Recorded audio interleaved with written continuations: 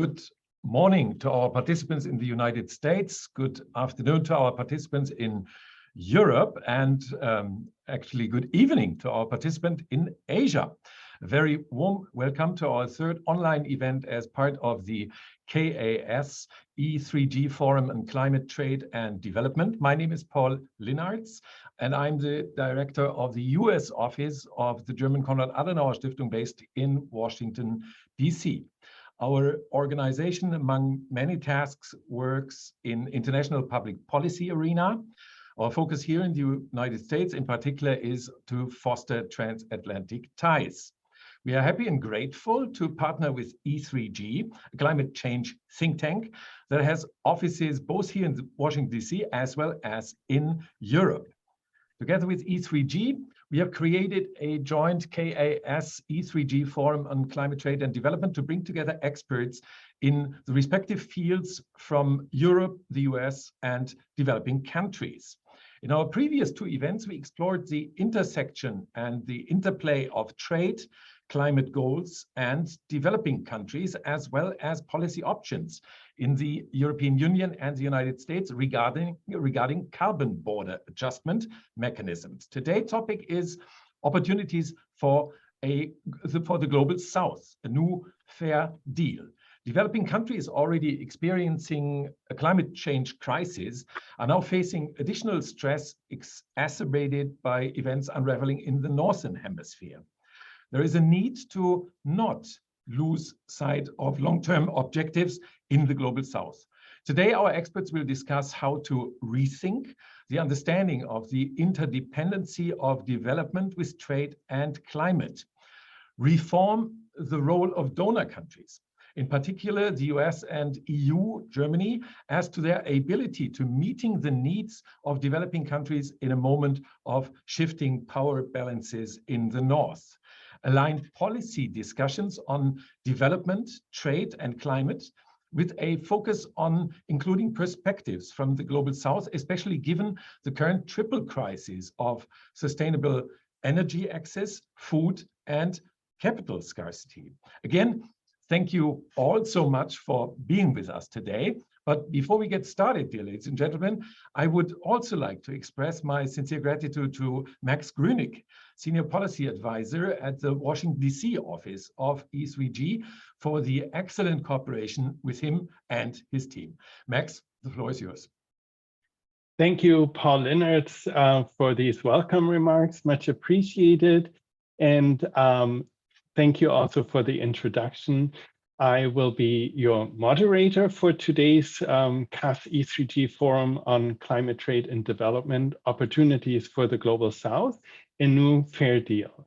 And I want to thank all of you for joining us today online, and want to say that even though we will have a conversation here among the panelists, I want to invite you to raise your questions via the Q&A function in Zoom. Please also indicate, if possible, whether your question is for one or for both of the speakers, and if you say for one, for which one of the two. We'll try to get as many questions answered as possible, but for that, I also ask you to be very concise and direct in your questions. I'll try to address them later. We have two expert speakers here with us today, and I'm very glad to introduce again Professor Dr. Clara Brandi. She is the head of program for the transformation of economic and social systems at the German Institute of Development and Sustainability, IDOS, and professor for international economics and development economics at the University of Bonn. Clara Brandi studied economics at the University of Wisconsin-Madison and at the Albert Ludwigs Universität Freiburg.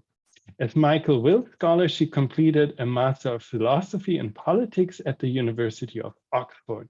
She received a PhD from the European University Institute in Florence. Her main research interests include global governance, international trade policy, and trade agreements, and interlinkages between trade, development, and climate change. So perfect fit for today's event. Our second speaker, Sara Tefata is a senior associate in climate and trade in the Clean Economy program at E3G and contributes to building up E3G's work on better aligning trade and climate policy in the UK and the EU, and hopefully also beyond this. So his areas of interest are the intersection between climate policy and trade, the transition to a clean economy, just transitions, and climate finance. Sara is also interested in bringing perspectives from the developing world into climate change, international trade, and international diplomacy discussions. So thank you both for being here today with us and for providing comment and answers. So just for situating this, when we conceived the session, our thinking was that the current rule book does not deliver, neither on climate nor on trade and development. But then what to propose? What are the root issues that we need to tackle? And also, who should take this on? At the basic level, more finance today flows from the south to the north than the other way. Despite the dire need to catch up in terms of health, education, and other public goods, such as human rights, including gender equality, rule of law, democracy, personal safety, food security, energy access, and climate security, to just name a few. Many of these goods are interlinked and correlated, so looking at them individually yields subpar results and can even lead to counterproductive outcomes. The past decades have yielded progress across a number of sustainable development indicators in many regions, but it's not enough to put attaining the SDGs in range. And now the pandemic has produced significant setbacks in many places, and current and future impacts of climate change risk aggravating the situation. Public funding through concessional loans and grants is an important part of the solution, but cannot bridge the investment gap on its own. The private sector needs to step up and deliver on climate-aligned trade and investment for development, both with a view to the 2030 SDGs and beyond. And 2030, as we all know, is already pretty soon. So we start to question that simply more of the same won't be able to deliver on this massive global challenge. And our hypothesis or idea is that we need a new fair deal to deliver in a holistic manner, a deal that restructures the relationship between North and South, between anthroposphere and ecosphere, and between today and tomorrow. So there are lots of tools that have been discussed by many people, talking about debt relief for climate, market access and trade privileges for climate, technology transfer, regional green guarantee platforms, and of course, capacity building.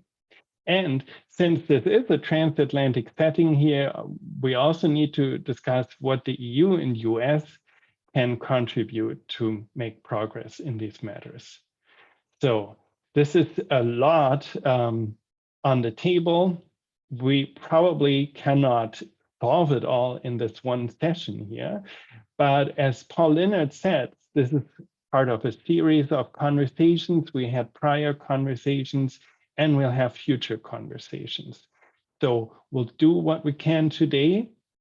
And let's hear first about climate trade and development from Clara Bundy. Welcome back, and thank you for talking to us today. Thank you very much for the invitation, and thank you very much for these kind words. Max, it's a pleasure to be here with all of you and to discuss this important topic. Yes, it's a complex topic, so I'm sure we cannot discuss in detail all its different aspects, but let's get straight into it. So we all know, so I'll just start by offering a few introductory words, and then in the Q&A, all of us hopefully together can dive a bit deeper here and there. So we know we are in the 2020s, and we know this is the decisive decade if we are to avoid dangerous climate change. The clock is really ticking, we all know this. At the same time, this transformation towards climate neutrality, taking account of sustainable development, detailed in the SDGs and the Paris Agreement, can of course only succeed if we deepen global cooperation. Developing countries already are under a lot of climate change stress. And they are now, as we also heard in the introduction, facing additional challenges, intensified by crises such as COVID-19, the war in Ukraine, energy supply challenges, and also the looming potential of a recession. In the context of all of this, we know development, trade, and climate are closely interlinked. It's great to see that these interlinkages are being discussed more and more in all kinds of different fora, including the WTO, the EU, also the G7. So in the following few minutes, I will briefly point out 5 priorities for the climate and trade agenda that I think should be at the top of this agenda, and also entry points where some of these issues could be taken up further. And then in the discussion, we can talk a bit more about the potential role of the EU and possibly also the US in this context. So starting with 5 priorities for the climate and trade agenda. First of all, we need to really examine where trade and trade policy can be harnessed to promote climate mitigation and adaptation, and also to help diffuse climate technologies. So really making sure trade policy promotes climate mitigation and adaptation. Second, we need to, of course, drive forward fossil fuel subsidy reform. And this is a key issue where also G7 states can and have to take the lead. But of course, also beyond the G7, this is a key issue. Thirdly, we need to agree on standards for carbon measurement, ideally across the globe. This would make cooperation on these issues much easier. Fourthly, we need to strengthen commitments to finance climate-friendly, sustainable trade. So trade policy, trade rules are important, the institutions are important, but we need to also underpin all of this with sufficient finance, and this was also mentioned before briefly. And then fifthly, last but not least, we need to look into sectoral approaches with a focus on decarbonization and mitigation. And here, of course, also the EU and the US can be, among others, leaders. More generally, I think we should start really and deepen the dialogue on principles underpinning trade and climate policies to make them effective, fair, and just. So we need a dialogue. It's not merely about outreach. There is sometimes a tendency to speak about outreach to developing countries or the global south. In my view, it's not about outreach. It's really about being inclusive. It's about being in this together. It's about bringing everybody on board. It's about understanding that all countries around the world are worried about climate change, and that also all countries around the world tend to be interested in climate supportive trade policies. So it's really about being inclusive in this regard. And that's why I think this notion of a new fair deal comes in handy, because it really underlines that we need to be all on board. One prime example of an inclusive approach on trade and climate is the new coalition of trade ministers on climate change that will be launched at the beginning of the next year, and that is led by countries like Ecuador, the EU, Kenya, and New Zealand, which really tries to promote an inclusive cooperation on trade and climate. So watch out for this coalition. I think this is really a prime example for how to move forward. So next, I will speak briefly about 4 potential entry points for linking trade and climate. First of all, of course, the WTO, the multilateral setting. And that's a key setting because all WTO members are on board. It's the multilateral setting. It's about strengthening multilateralism in these challenging times. And here, of course, of crucial importance are the structured discussions on trade and sustainable development, TSD. There are currently 74 WTO member states participating in these structured discussions on trade and environmental sustainability. And these WTO member states include members from all regions and all levels of development, also LDCs. And this is really promising. In the past, there has not been such an initiative to actually get around the table and speak about trade in the environment, trade and climate. But this new initiative provides a basis to do exactly this in the multilateral setting. So this is really a key way forward potentially. Secondly, moving beyond the WTO, we can also take a closer look at bilateral and regional trade agreements. We know that progress on trade rules at the multilateral level is very tricky. And in light of time running out very quickly, we need to urgently focus on other solutions, complementary solutions, and thus use plurilateral or preferential trade agreements to leverage climate actions. So the good news is that trade agreements have the potential to complement multilateral climate governance. In contrast to the consensus-seeking process under the umbrella of the UN or the WTO, bilateral or regional trade agreements bring together a limited number of partners who might have more leeway to explore new solutions to pursue really promising trade and climate objectives at the same time. And this in turn can foster innovation and also new commitments. In fact, trade agreements do include ever more environmental provisions. As our trend data shows, the Trade and Environment Database, collected by Jean-Frédéric Morin and his team and visualized by us in an online tool, there are more and more environmental provisions included in trade agreements. Multiple of these provisions already address climate change. These climate-related provisions in trade agreements really often address issues such as renewable energy or energy efficiency.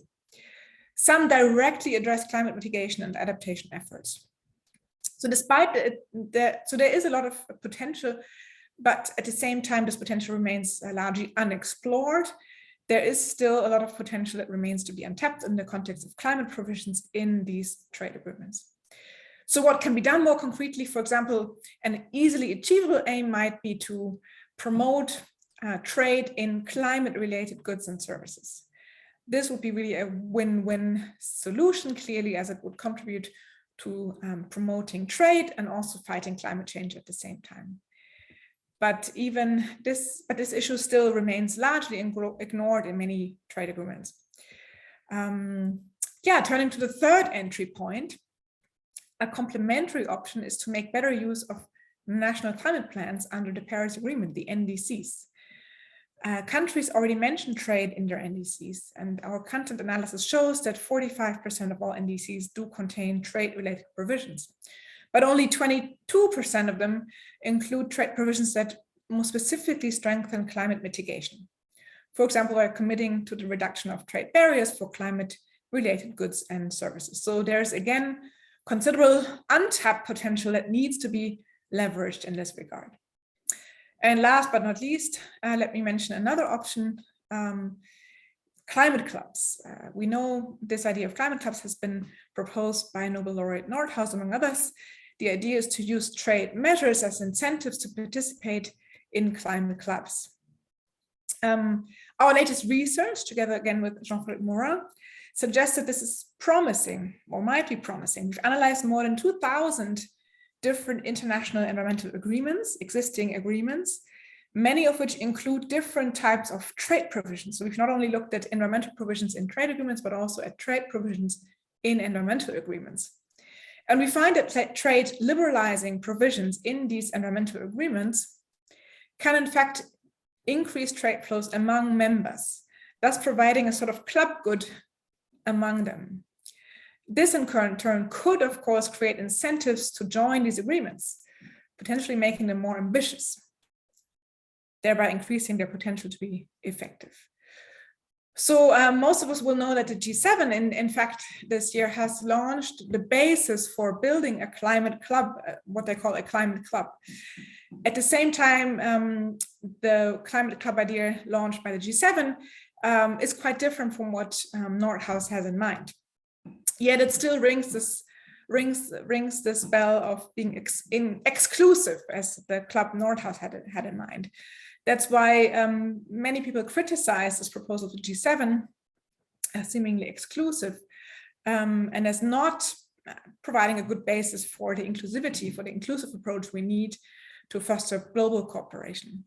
At the same time, on the other hand, many see this climate club or climate alliance, perhaps launched by the G7, as also a way to actually promote cooperation and a good way to promote climate mitigation adaptation. So climate clubs as a potential entry point again. So overall, there are several potentially promising entry points for linking trade and climate and development. And let me stress again at the end that we always need to take into account this notion of development, the notion of a fair deal, the notion of making sure that cooperation on trade and climate does not come at the expense of poorer countries.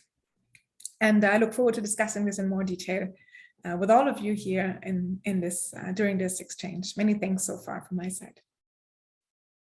Yeah, thank you, Clara. And these are extremely interesting points you mentioned. I mean, both in terms of priorities, but then also access points and venues. And I will not address each item individually, but I'll just follow up on a few of the things you said. And in the last item was about the climate clubs, and you mentioned the G7 starting the initiative, and it's of course this year is the German G7 presidency, and as the G7 terms are always the calendar year, so we're already pretty far in the calendar year. So it's of course it's too early to have a final verdict, but you can maybe say like interim outcomes, and you said there has been some progress, but especially regarding the inclusivity aspect, is this something that is that people are aware of in the G7 discussion, and is that something that should or might be more addressed in the remaining time in this presidency? How do you see that? Yeah, thanks very much. It's a very interesting but also tricky question. As we know, there are different tracks in the G7. And so it's also interesting to see which topics are taken up in which track.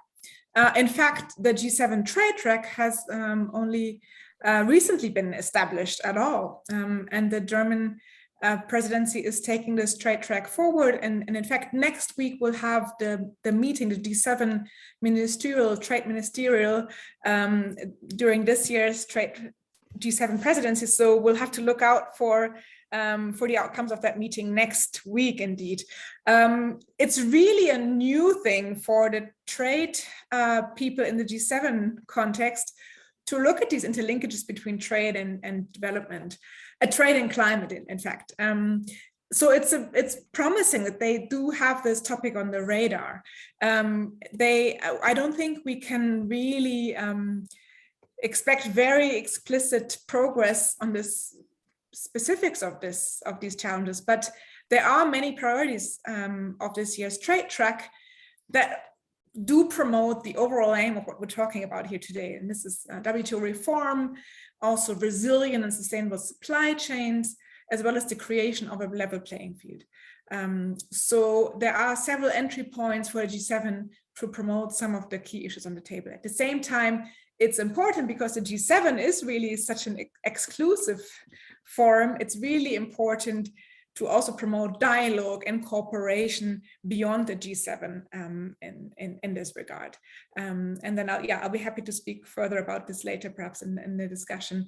When it comes to the Climate Club idea, this has stirred quite a bit of discussion, and it's quite vague yet.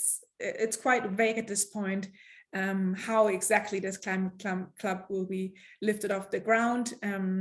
It's said to be inclusive, and this sounds promising. At the same time, it's not so clear which countries will be able to join, when and how. And this notion of a club makes it, as I said, sound very exclusive, despite the promises for it being open by G7, by the G7 leaders. Yeah, let's watch out for the next steps, and it will be exciting to see what comes out of the trade ministers meeting next week, among other things. Well, thank you. Yeah, we'll definitely watch out for anything coming out of this meeting next week, and then also, of course, further next steps. You mentioned already one has to look beyond the G7 also, and one, to me at least, logical next step is the G20 as a larger group, but of course it has a different focus. So it has a different emphasis. Thematically, it's about finance ministers at the core, and so it has a different view. Still, the interesting thing here is that we have different members, and we have more inclusive, even though it is a club, it is limited, but it is a wider group. What are your expectations, let's say, towards the G20 in general? And of course, you can also talk about this year in particular, which is, of course, a particularly difficult G20 year, considering the Ukraine-Russia war and the fallout from this.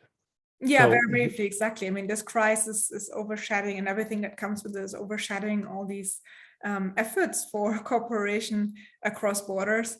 I think the G20 is also a key forum to take up some of the challenges that we're facing, some of the global challenges we're facing, including those related to trade and to climate and the interlinkages between them. I think the G20 are key, of course, because we have more players around the table, and so I think this is in general quite promising. And then it's always a challenge to go beyond the current crises and also look at the ongoing long-term challenges we're facing, including the climate crisis.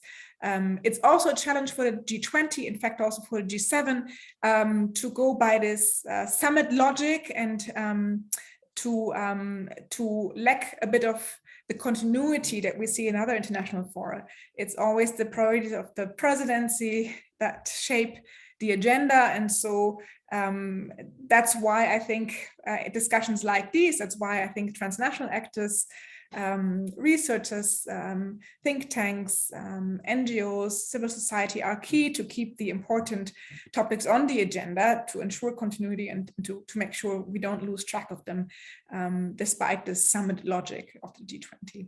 And then, of course, it's key to make sure that G7 and G20 cooperate closely. And that's also what we've been promoting, really, and trying to stress in the context of our role as research institute and think tank, IDOS. We've led under the German G20 presidency in 2017, we've led the T20, the Think Tank 20 process for the German G20 presidency. And this year we're leading the G7, in the context of the G7 presidency, we're leading the T7 process. So that's where I think think tanks can play a key role in keeping some of these key issues on the agenda. So that's our responsibility to contribute to this endeavor.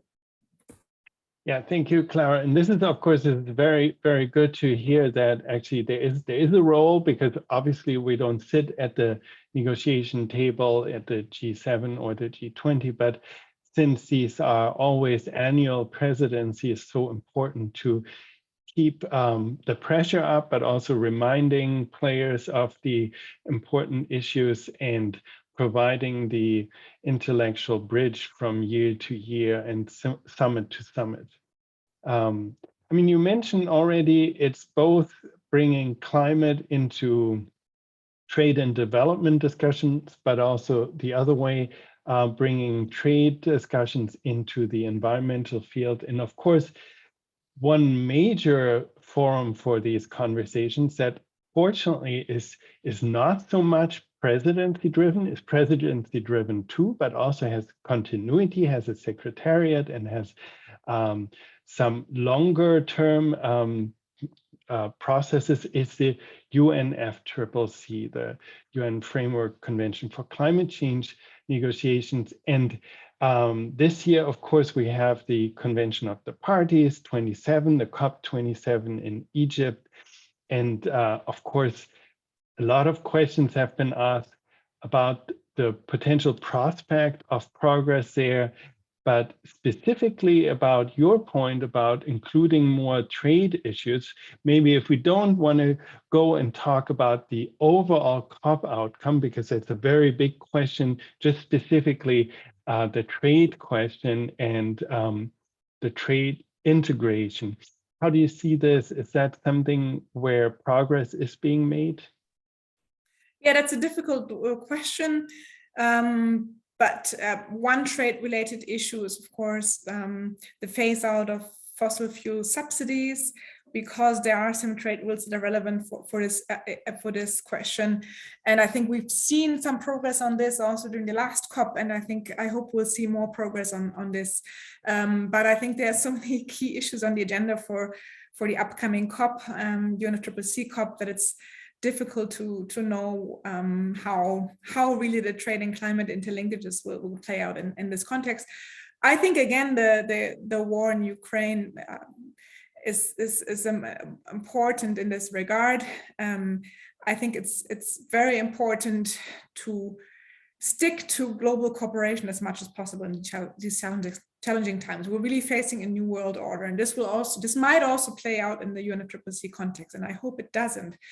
If it's really could be seen as an elephant in the room. If we look at the states that have not supported the resolution in the UN General Assembly in March on the aggression in Ukraine, that have abstained from voting, then we can see that there are some key players like China and India who call themselves neutral in this context. And if we're now framing this debate as the West against the rest, it's really difficult to keep continuing across these potentially divisive lines. So my plea is really to continue to continue reaching out for the US and the EU to keep cooperating and to really look at where we are, where we also have to live up to our own standards in the US and the EU to make sure that we gain the trust that we need for global cooperation in these really, challenging times, and how we end up being able to continue cooperating with these states, with these neutral states, will play a key role going forward. So, and I hope we will see good signs for continued global cooperation during the UNFCCC negotiations in November later this year, and beyond this, of course. Yes, of course, beyond too, but that's always the challenge. So we have to make progress now and then the longer term. And of course, the topic you raised, the fossil fuel subsidies, is of course especially difficult this year with the high energy cost and also energy access issues. It's one thing is the price, of course, but in some areas, like when we talk about gas, yes, it's more expensive, but even if you're willing to pay very high amounts, they're just physical capacity limit, what can be delivered short term to certain places. And that's also, of course, where a lot of this new block thinking evolves around, is access to energy resources. So definitely this in itself deserves its own conversation forum. But of course, we also need to think that's all part of the background of the foreground of these conversations, because we cannot talk about progress on climate trade and development without discussing energy and also fossil fuel subsidies necessarily. Thank you so much for these initial inputs, and we'll open this up later to also audience questions. But now, Tara, you've been very patient, and I know it's already late where you are in the Philippines, dialing in from Manila. So we're very also optimistic that the internet will remain stable. Thank you so much for joining us. And now I want to provide you also the opportunity to come in with some general remarks on your views on climate trade and development, Also, of course, taking into account your experience this year working on these topics in practice. Thank you, Max, and thank you, Clara, for the first intervention as well as the answers to the questions. You've covered most of the things that I'm going to talk about, so I'll just say hi and then probably bye and stop here. But I think I want to approach this a bit differently from how you approached it, and then talk about the intersection between these three things, or two things essentially, but tied together by a thread of development, or sustainable development, for the use of a better term in here. But I think I'll start with a question of what do we mean by that, and how is that interpreted in both spaces, in the climate space and in trade space. And that gives us, I think, a tie-in for the discussion that we have to have on all these things that you've been mentioning, Clara, and that we have to talk about going forward. So to start with, I think both in the trade and climate space, sustainable development or development question is about opportunity. It's about growing economically for everybody, and it's about being given the space to avoid some of the obligations that are created by the regimes that we're considering, either in the climate space or in the trade space. So it's about allowing countries some leeway so that they can grow, and so that they can achieve some level of development, so that they can fulfill the needs of their citizens, as well as hopefully the entire global community. So that's the idea behind it. So as it's a taming effort of both these efforts. So climate, if it's left alone, is just going to be about climate only. It's just about cleaning the economy and cleaning everything, and then becoming climate friendly at the end. That would be the goal. If we leave the trade space without this taming of the development considerations, it will just be about free trade. It's about economic freer trade, as they say in WTO circles. That would be the unlimited or unabated aim of those two circles. But the development agenda is because we have inequality in the world, and we have to address these problems that countries in the global south. Full disclosure again here, I don't like using the term global south, but I'll use it for the sake of clarity and for the sake of convention. And we have to address those issues. So that's the starting point. But we have to think about this also from a perspective where we introduce positive duties on everybody, on all sides, to contribute towards this development as a goal, not as a limit on other causes, but as a cause for itself. Because we have to bring a lot of people out of poverty, we have to achieve some level of dignity for humans that live all around the world. That's the entirety of the goal of development. So it's about people at the end of the day. So for that, we need some positive goal from both sides, from both the trade circle as well as the climate circle. That is the larger framework that I want to stay in as much as possible. So what is the development question? In most of these discussions, we know these things, but framing it is I think important. So we have the poverty question. Obviously, a lot of people living in poverty in lots of parts of the world. We have this across the globe. It's not only a developing country issue, but at an individual level, we have poverty everywhere. But as a country and as a collective, we have this more in the global south. So it's an issue that we have to address. Structural problems and countries that are not capable of addressing their own problems because of overstretching. Max, you've mentioned the issue of debt and indebtedness. We talk about the capacity of countries to engage in these things, and the limited fiscal space as well as regulatory space they have because of the limited resources they have. So those are larger problems that we have to think about when we think about these things. And largely, I think the most important thing is the intersectionality of all these things. So the compounding impact of every problem that we have acting on specific countries at the same time, and exacerbated by global circumstances that always change. And we have those happening now. We have a pandemic that has not finished its ravage on economies, on everything around it. We have a war happening that is destabilizing the power structures of the world and reshaping the world.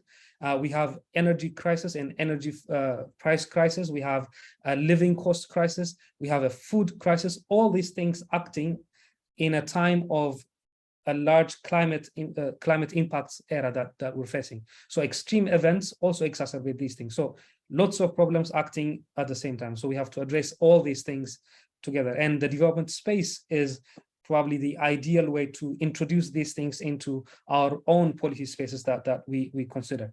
So then the next question is, what's the trade and climate space? So what is that area that brings together these things? And we keep the development lens as the larger framework, but how do we interact with this? So for me, looking at this, I take a look at it from three perspectives. So we have to think about how the current trade regime needs to be climate friendly. So that is a very plain approach to it, the starting place. So that is what most agreements are doing, or most negotiations are happening around this.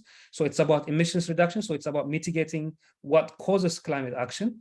But to some extent, hopefully, it will also include resilience issues and how we can think about the future of climate impacts and help countries adapt and create economies that will be resistant to the impacts of climate change.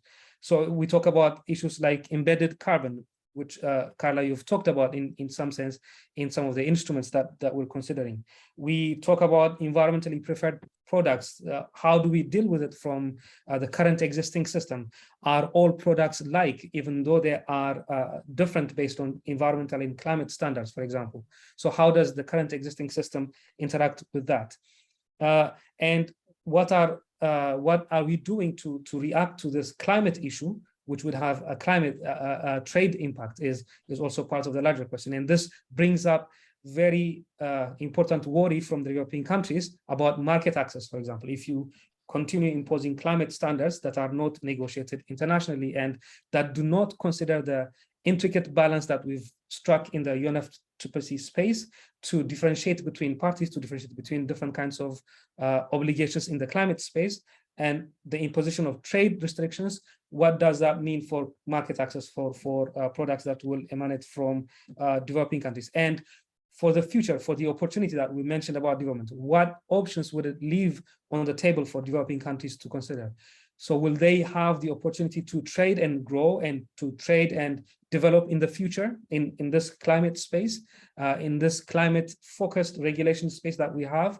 And what kind of say will they have in the rules that are created to guide this going forward? This is also my third issue, which I'll come back to in a broader aspect. But that is the first question. So how does how do we make trade climate friendly?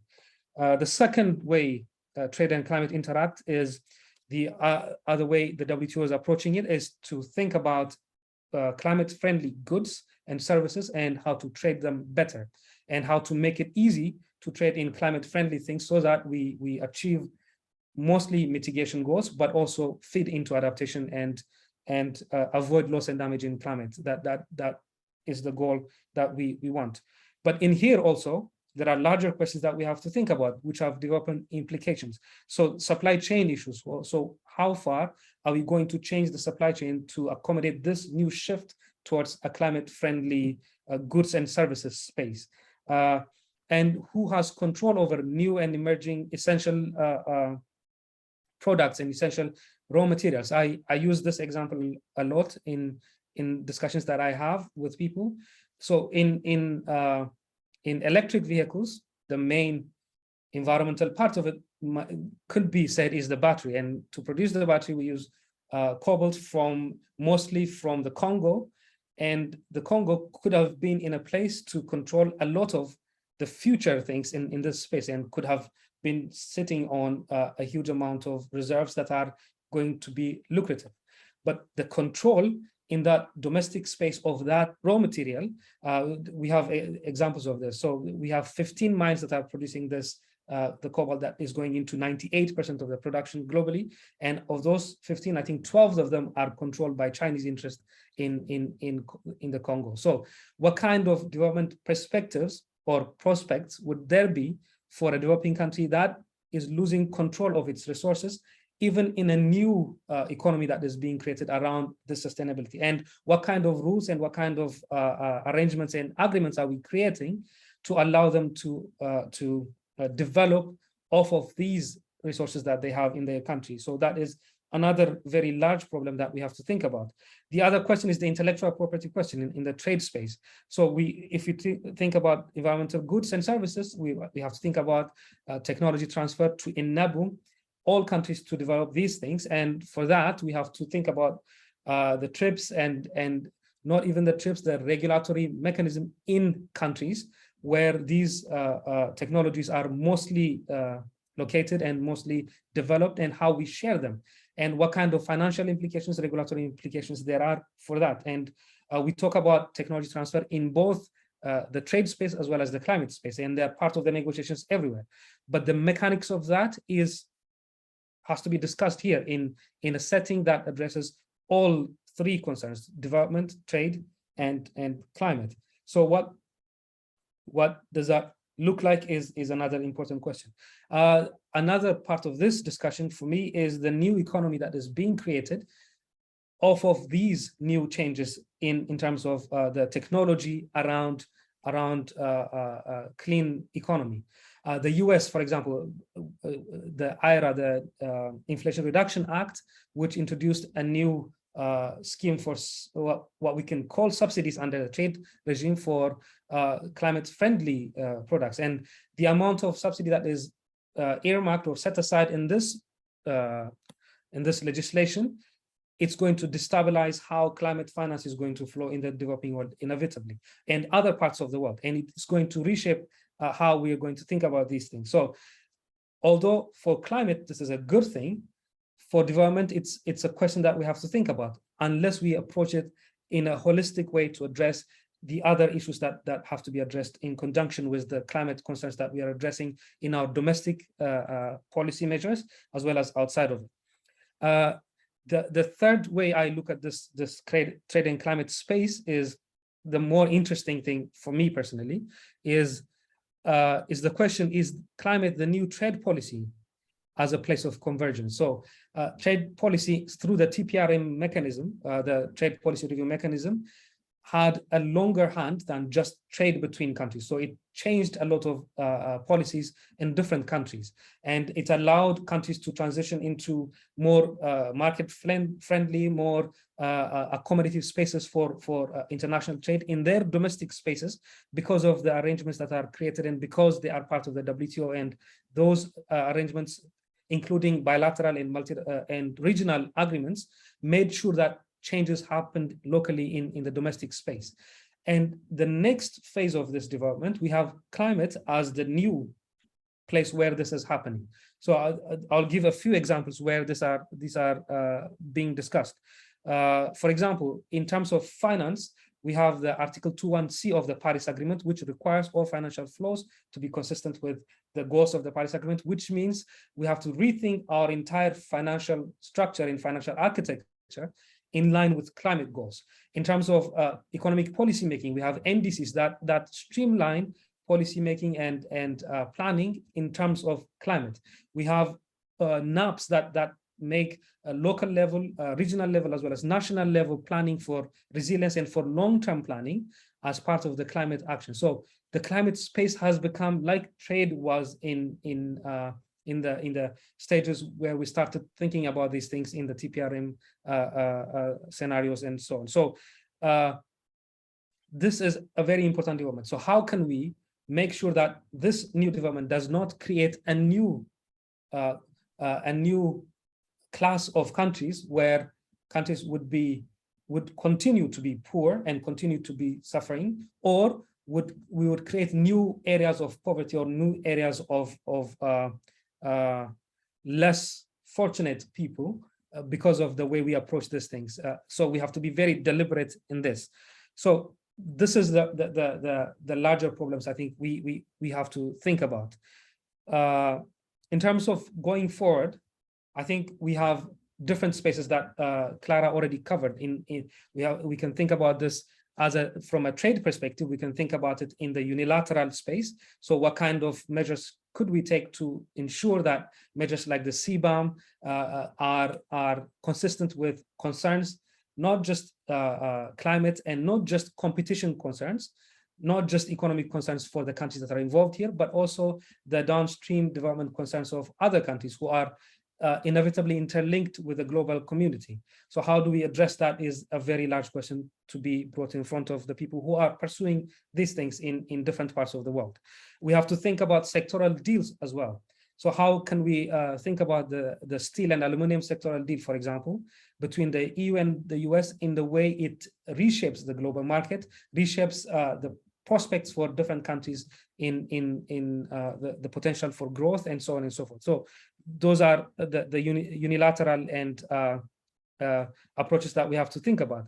In the trilateral space, both within the WTO and outside of it. By trilateral, I mean less than universal kind of agreements. So you can call those sometimes multilateral, but by trilateral, I mean less than universal. And in those spaces within the WTO and outside of it, we have to be very careful. For example, when we approach the climate clubs issue, then how do we address these things?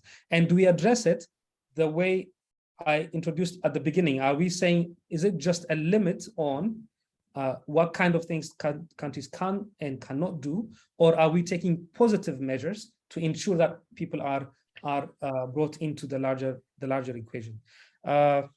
In the multilateral space, both in the UNFCCC and the WTO and other fora, we have to think about these things coherently, and we have to create a way that brings this together. We have, I've heard suggestions from developing country friends, for example, about the SDGs as a place where the convergence could be thought about and could be pursued in a multilateral setting. We can also use these places such as the UNFCCC and the WTO themselves as places where development questions are brought in, but not just as a limit again, but as a positive action space. Let me stop here and build on this later on with questions. Thank you. Thank you so much, Tara. This was indeed very, very, very interesting to hear also where you align with Clara, and also where you have coming at it from a different perspective. And I think this was very eye-opening for me too, that we, climate as such, it's not considering, if we only focus on climate, we forget the development aspect. So definitely have to think this in a holistic way. And I think you both mentioned this, the intersectionality or the need to integrate. And then at the same time, we know, I mean, Clara, when you mentioned this, that in the G7, people meet as the ministers, like in the G20 too, we have everything is siloed, and we have these communities that speak their own language. And you mentioned this, Chara, that sustainable development means different things for different communities. So how do we actually bridge these? And can we bridge them? And where is the forum to bridge them? I found this very intriguing, the idea that the SDGs or whatever comes after the SDGs can be possibly such an anchor or a platform to have that conversation, because of course they have a holistic approach, or they aim for a holistic set of development indicators.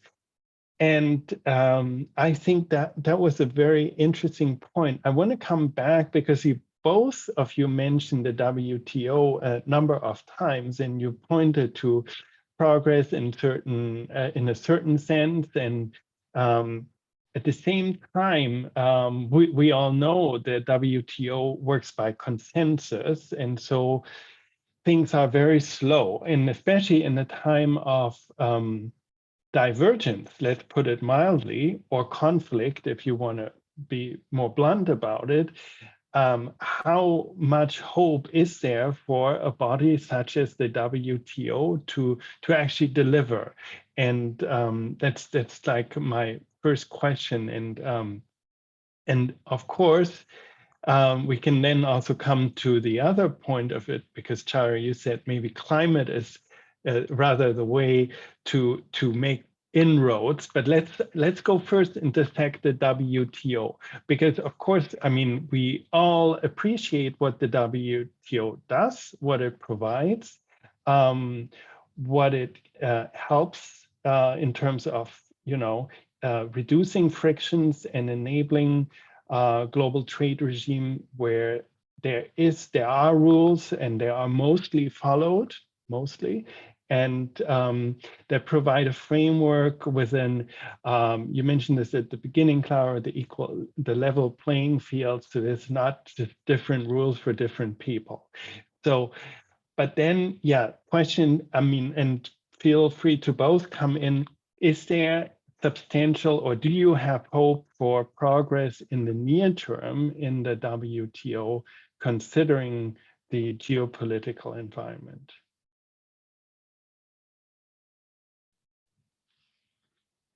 Chara, if you want to come in first, I'm sorry.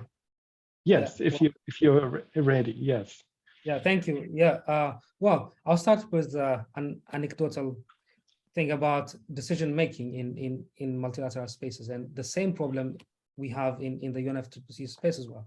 And the funny thing about the UNFCCC space is that because parties could not agree on the decision making mechanism of the agreement, they now have to decide things by consensus. So essentially, we have the same kind of problem both in the climate and trade space, but caused by different things, obviously. But I think the effectiveness and sometimes the utility of the WTO itself is something that we could question in this space. So is it the best place to do it? And is it, even if we agree that this is the best place to do it, or it's a place to do it, then would it be effective, or how can we make it effective is maybe a way to approach this. And we have discussions on different things happening in the WTO already. And we know some progresses Clara has already mentioned, so the progresses we've had on the trade and environmental sustainability structured discussions, informal dialogues on plastics, friends of fossil fuel subsidies, all those kinds of discussions already happening in the WTO. But there is, we also have in the WTO sustainable development as a larger concern that informs a lot of discussions, and that is sometimes derailed into a discussion on special and differential treatments. But we have that as part of the informing in the preambular text of the agreement itself, and in the general way we approach things. Sustainable development is inbuilt into that, so we have the opportunity to think about these things there.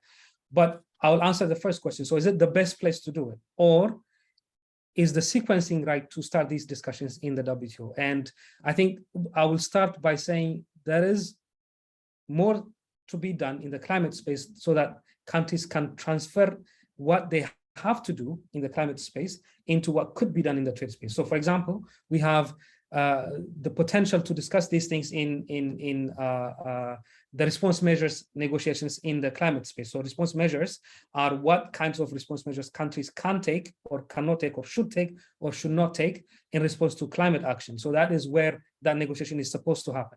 And this would include, theoretically, trade measures as well. So what kind of trade measures countries can take or cannot take. So trade is a secondary consideration in this. It's not a primary tool of climate action. Climate action would come from the climate space, and then as a secondary tool, we can use trade.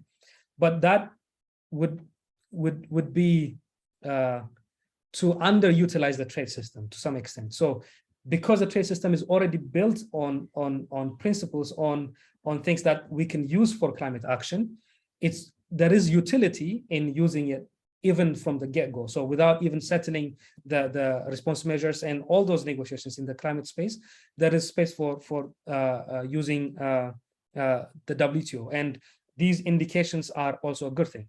But we have to think about development in the way we approach it. So I will mention also another example of what happened recently. So the CBAM's question was also raised in the Market Access Committee and in the discussions on market access. So, but the countries that have raised the issue of CBAM, funny enough, are Russia and Indonesia. So these are the people who brought this discussion there. So it's not the traditional countries that we would associate with market access being eroded because of climate measures that talk about it in the climate space. So we're not seeing Bolivia's, or we're not seeing Northern African countries here. We're seeing Indonesia, and we're seeing the Russian Federation. So what does that tell us is, I think, an important lesson that we can take from this. So still, the climate space is a competition space in trade. So it's about economic competition. So it's not essentially about climate. It's about making sure that other countries don't use the climate space as a way to improve their competitive position. So countries are reacting to that. So is it being effective is again another question that we have to answer. Let me stop here and let Clara come in. Yeah, thank you so much, Chara. And Clara, feel free to weigh in with your view on the adequacy of WTO for advancing climate. Yes, briefly. Yes. So the WTO is a multilateral forum, and that in itself is important to stress. It's important to keep strengthening multilateralism, especially in these turbulent times. Is it an adequate forum? It seems to be. We do see quite a bit of progress, really, and this is exciting. And it's a new dynamic for trade and environment, trade and climate issues at the WTO. It used to be the case that many countries were opposing any kinds of discussions on these issues. And now we have all the different discussions that Tara mentioned, where people see a lot of potential to drive things forward in a good way. So as I said, the structured discussions on environment and sustainable development, they include more than 70 countries, many of them LDC. So that's really a new dynamic. That's really a new thing. They managed to agree on a ministerial declaration. So yes, I'm optimistic. I'm optimistic that we can make good use of this forum. At the same time, it depends. It depends. We need to keep strengthening the dialogue across the silos that you mentioned. That's key. It's really important to bring the discussions together, like here. It's really important to better connect the communities, the stakeholders, to overcome these silos. And it depends. I mean, if it will be difficult to launch successful negotiations, for example, on climate-friendly goods and services, if this agenda is framed as a liberalization agenda, then developing countries will ask, what's in it for us? But if we manage to shape this discussion and to frame it in a broader way, taking this development perspective into account, then we can really make some progress. And this means, really driving this forward as a promoting trade in climate-friendly goods and services agenda, not a pure liberalization agenda. If we can do this meaningfully, I do again see potential, and I'm optimistic. So it's going beyond the liberalization agenda. It's about being inclusive. It's about striking good balance between ambition and inclusion, as always. It's about going liberalization also by, for example, greening aid for trade. Whether or not the WTO will remain an adequate forum to drive this question forward, I think depends really on how we play it there, and beyond the WTO, how we can bring trade, climate, the environment, development together, keep all the countries engaged. They're now in the driver's seat in these discussions also in the WTO, but also how we can keep connecting the communities and involve the different experts and stakeholders beyond the trade world. That will be key. Yeah, thank you. I think that definitely is very important, going beyond the trade world when we have the trade conversations, and on the climate side the other way. I mean, one thought from my side, and maybe you can weigh in on how far you think this matters, is, I mean, WTO, it's consensus based, but it's also very binding. I mean, there are punitive measures. There is, of course, it's not working right now, but there is, in principle, there is courts, there's the appellate body, and so there are really stakes there on the table. And if I may be very, generalizing, the climate discussions are also consensus based, but there are no penalties on the table, of course. So it's a different discussion environment. And in how far is this good and bad on both ends. What do you see? Like, is it helping that one forum is more based on voluntary self-commitments, the NDCs, and the other forum is more based on also sticks, not just carrots? And there are carrots, of course, the market access are the carrots, but there are also sticks there. And how far is this an advantage and also a hindrance in both sides? And do you see that we can possibly, I mean, this is just a thought, basically play both fora to the maximum advantage with our agenda in mind? Yeah, I don't know which order you want to come in.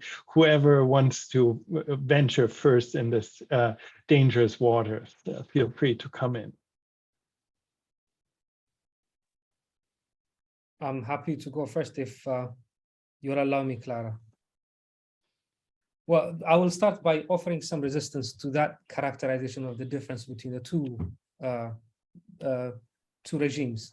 Well, in its core, or at its core, these two are not very different. So the self-determined, self-assessed commitments are actually the same for the WTO and the Paris Agreement structure. So if you will, the analogy would be the schedule of commitments under Article 2 of the GATT, and then of NDCs on the other side. So the specific commitments that countries enter into are self-determined. They're not imposed by somebody else, but the rules that cover the space between the two are going to be agreed or are agreed, and that's how the systems work. So there is more convergence in the way we look at these things. It's we determine what our roles or what our contributions to the larger question is. But a very important question that we have to address is,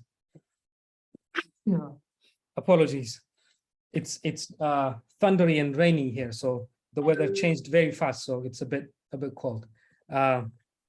So the voluntary part of that conversation is what is played up in the climate space. So it's portrayed as though there is no commitments behind it, but in principle, countries have to commit, and then we have a compliance mechanism that hopefully would ensure it's not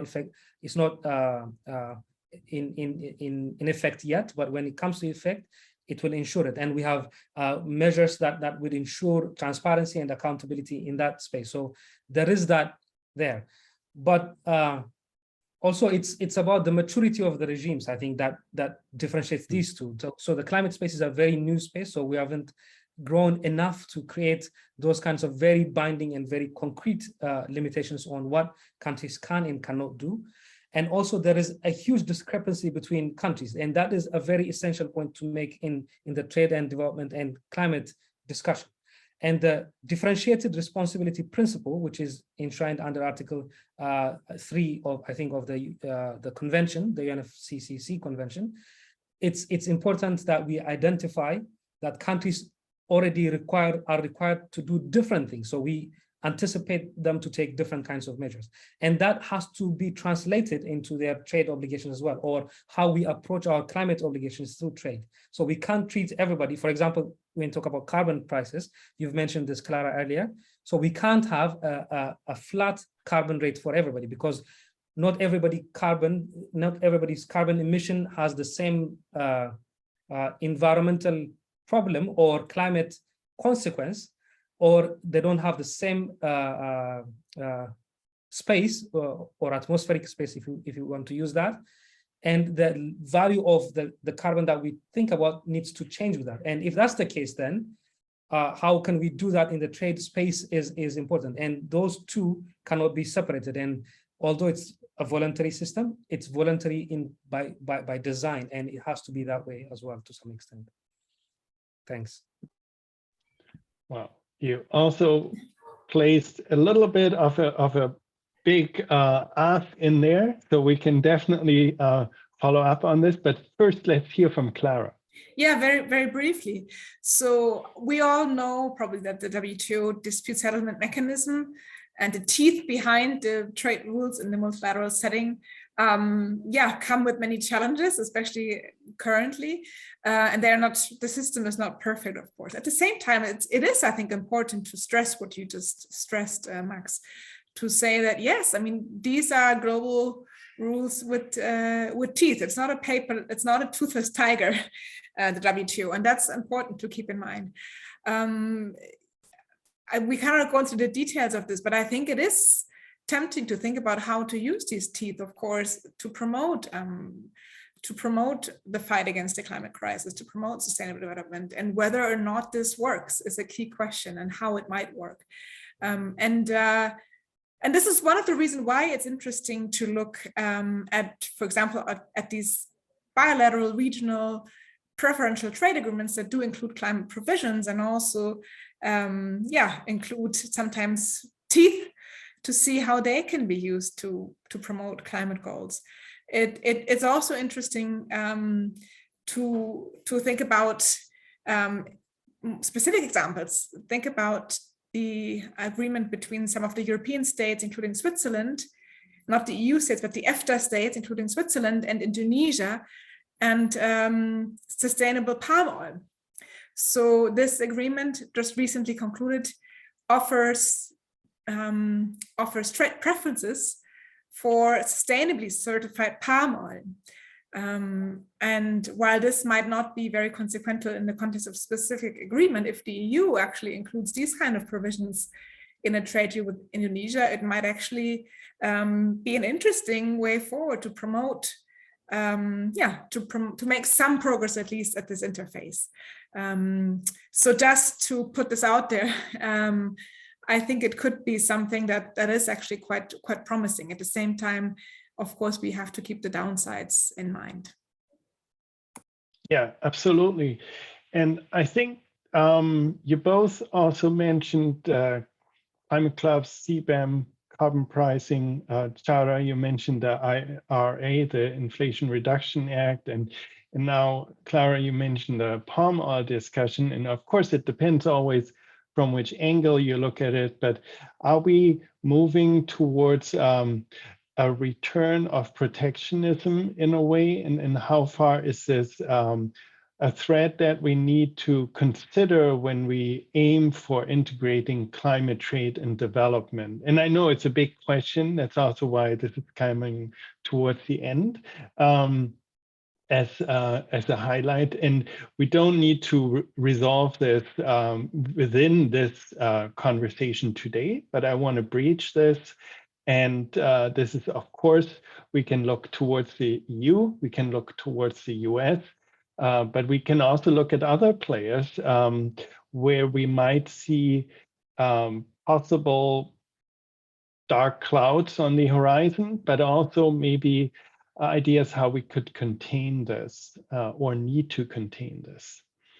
Whoever wants to come in first, please feel free.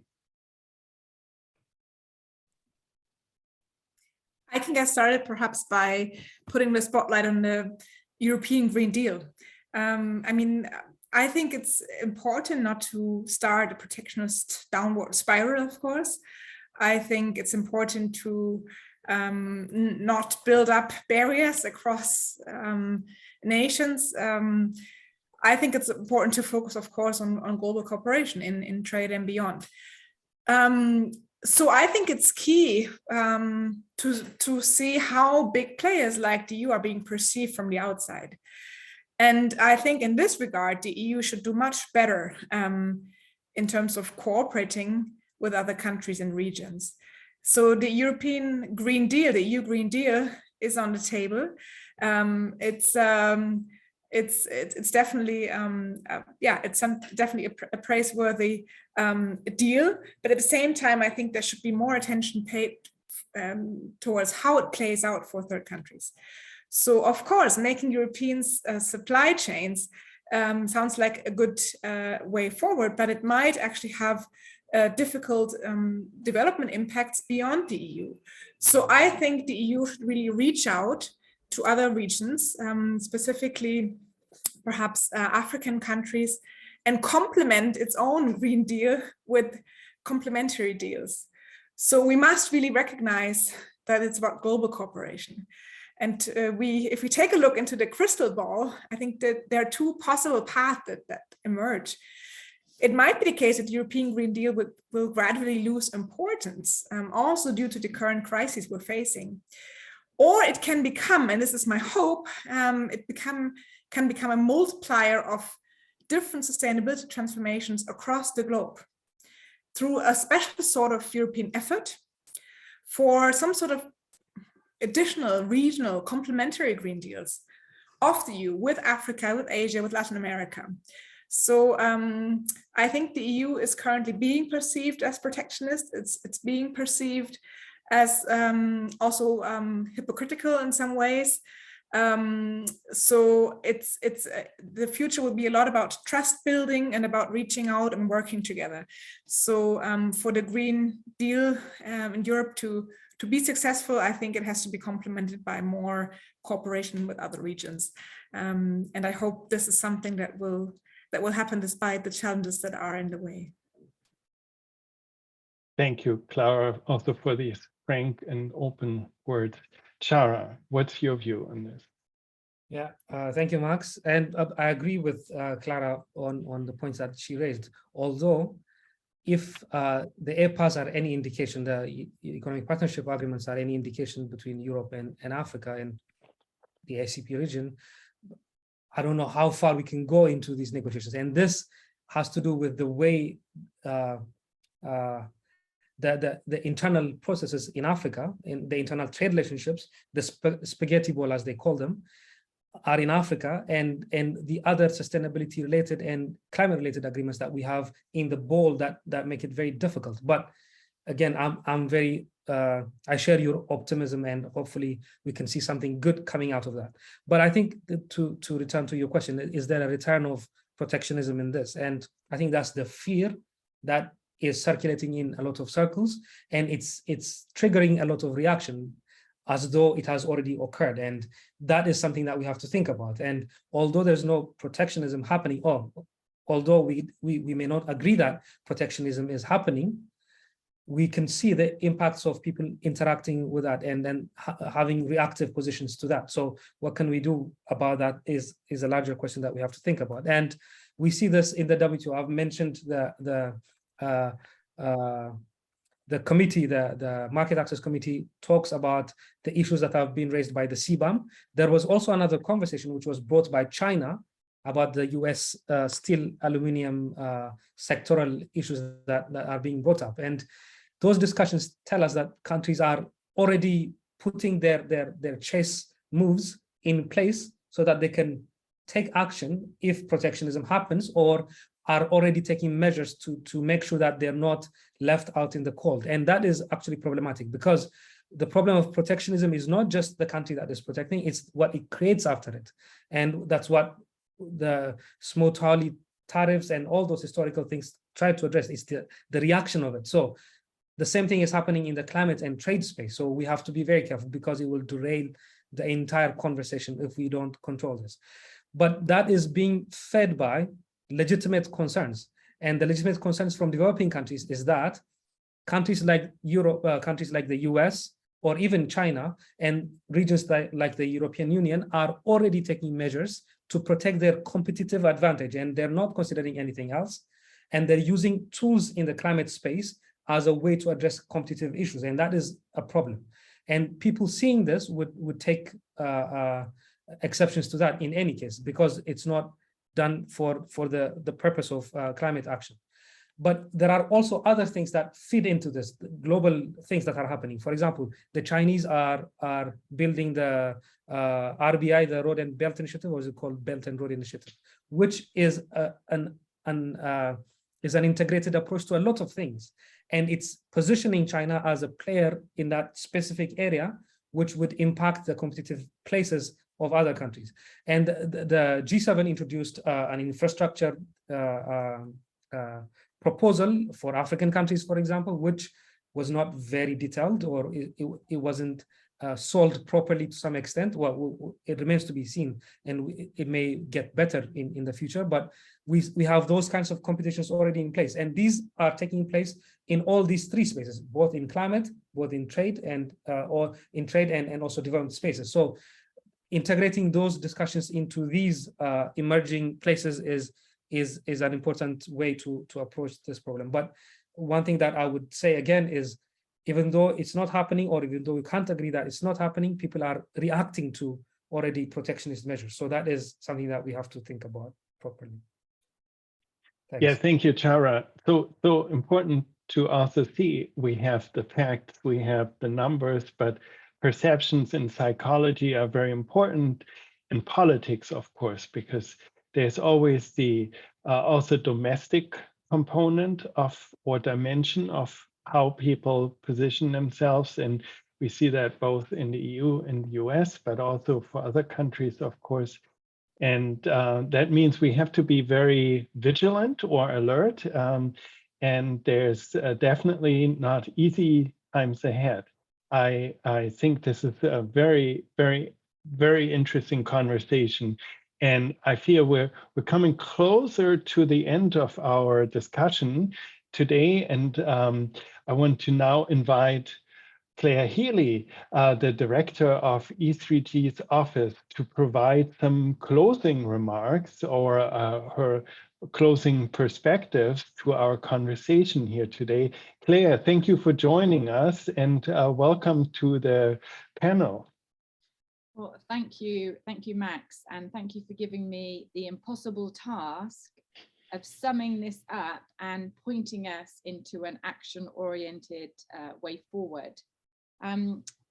So first of all, I want to thank Paul and Cass for working with E3G, not just today, but the last 12 months, and carving out a space where we are intentional and deliberate in pulling these different agendas together, and these sort of different ecosystems and people working on different aspects of this. So the fact that you asked us to carve this space out means that we're able to have this conversation and continue to have this conversation. So I want to thank you for your sort of your vision on that, right? And so again, and this is a conversation, right? This is one conversation in a stream of multiple conversations we've had with Cass on these issues, and we'll continue to have. As Max said, we're trying to distill some of these insights into a paper which will be coming out soon. And again, so that'll be more sort of thought through some of the takeaways and again, some of the actions. I'll just share a couple of closing thoughts. I think we've touched on a lot in terms of the substantive agenda. We talked about development assistance, how that has to sort of increase and get to where it's needed most. We need to figure out how we restructure debt, this looming crisis we're facing, and the current initiatives on the table clearly are not fit for purpose. We need to figure out a sort of more expansive and yet inclusive trade agenda that is aligned with the climate goals and leads to faster decarbonization and less friction, which will slow us all down. Again, panelists have talked about what a tall order that is in these current times. We talked about tech transfer.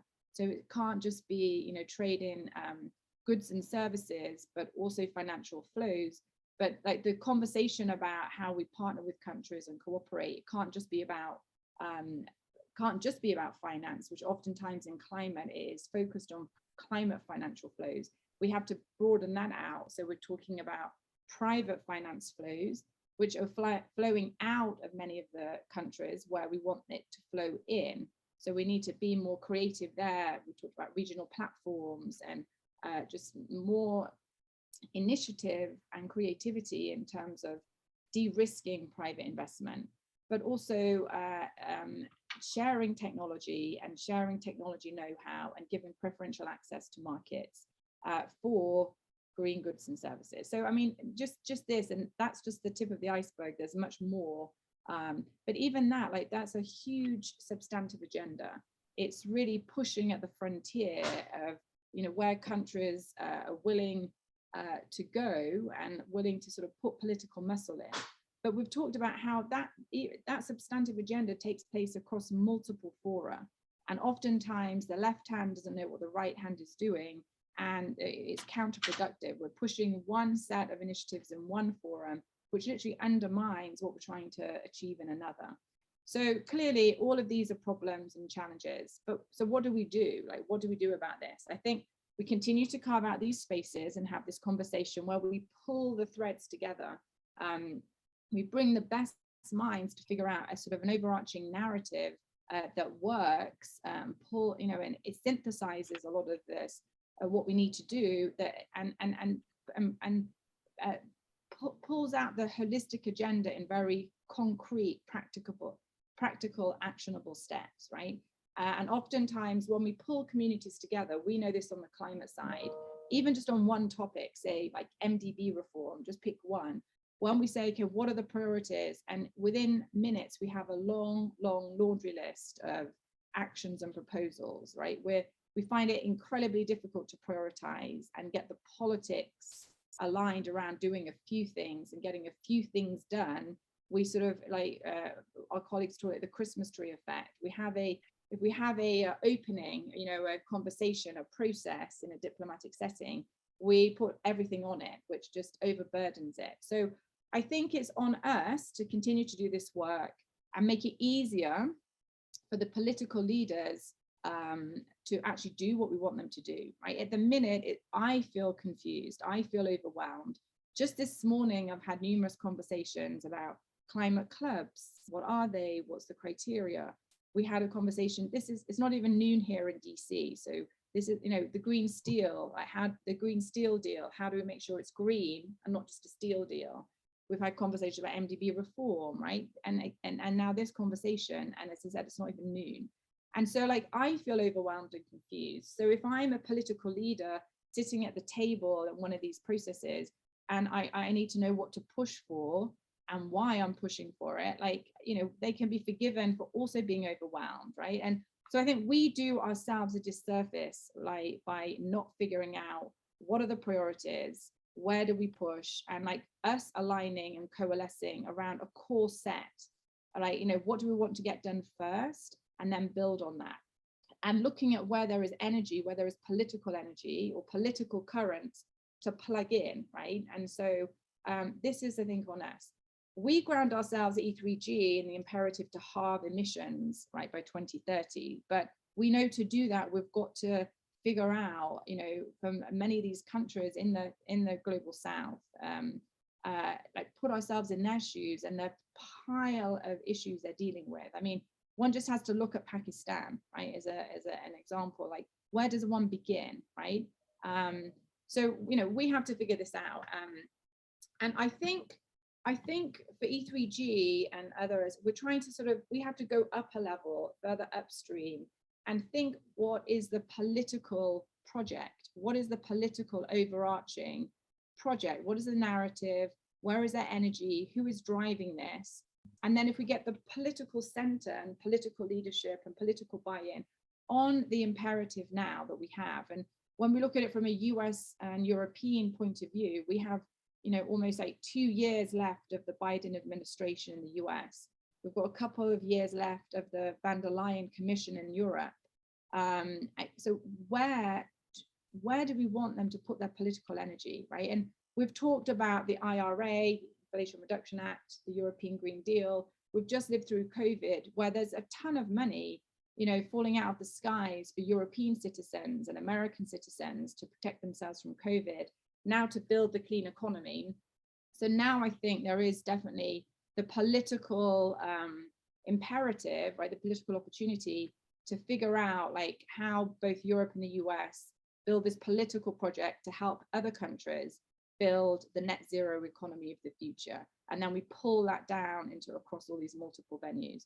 I'll stop there because we will develop more of these ideas in the paper and with future conversations. But for now, thank you for lots of food for thought. Thank you, Claire. Thank you for these great closing remarks to our panel discussion today. And we're already over time, so I want to thank our speakers. I want to thank Clara. I want to thank Chara. I want to thank also Paul Linnertz from the Konrad Adenauer Stiftung. And I want to thank all of you for dialing in and staying here with us and listening. And I hope you enjoyed the conversation. We'll be in touch with the publication and then also further discussions, and I wish you a great rest of your day and hope to see you sometime soon. Take care. Bye-bye.